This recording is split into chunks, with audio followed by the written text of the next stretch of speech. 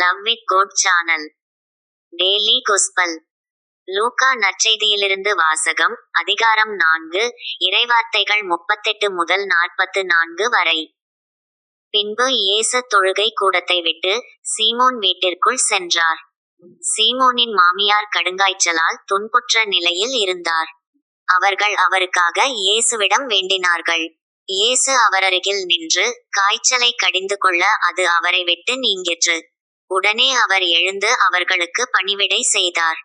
கதிரவன் மறையும் நேரத்தில் எல்லாரும் தங்களிடையே பற்பல பிணிகளால் நலம் குன்றி இருந்தோரை அவரிடம் கூட்டி வந்தார்கள். அவர் ஒவ்வொருவர் மேலும் தம் கைகளை வைத்து அவர்களை குணமாக்கினார். பேய்களும் நீர் இறைமகன் என்று கத்திக்கொண்டே பலரிடமிருந்து வெளியேறின. அவர் மெசியா என்று பேய்கள் அறிந்திருந்தபடியால் அவர் அவற்றை அதட்டி பேசவிடாமல் தடுத்தார். பொழுது விடியும் வேளையில் இயேசு தனிமையான ஓர் இடத்திற்கு புறப்பட்டுச் சென்றார்.